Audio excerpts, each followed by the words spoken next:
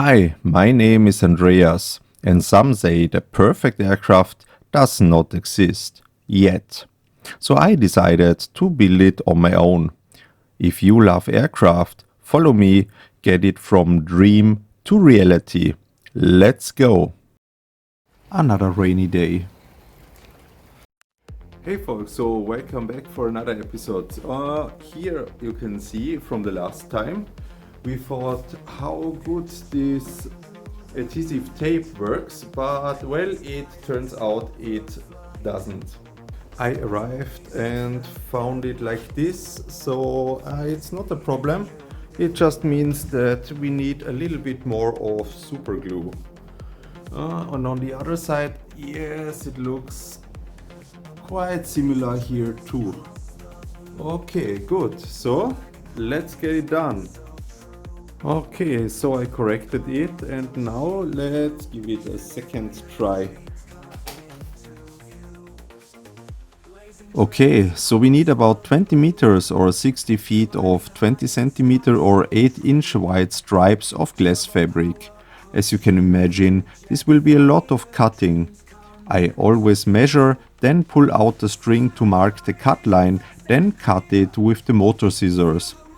Even with the motor scissors, it still took about half an hour to finish this task.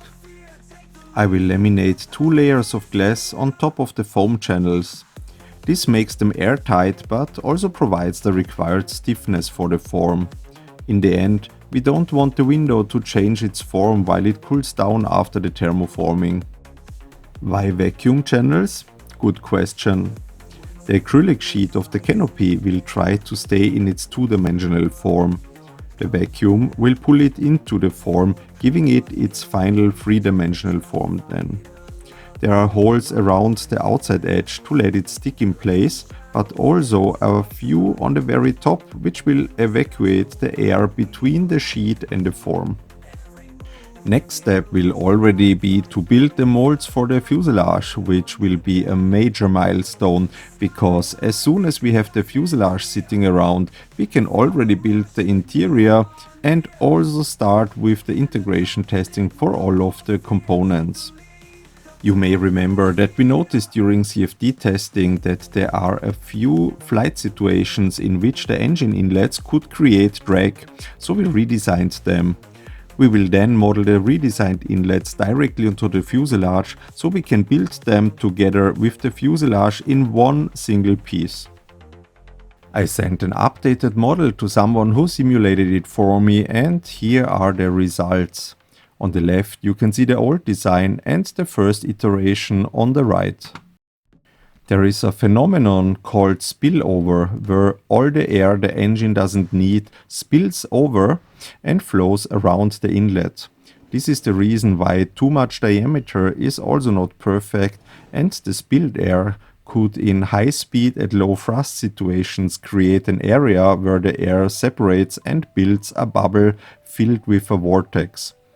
Blue in the context of the picture means a force pulling you back, so obviously this is not very good.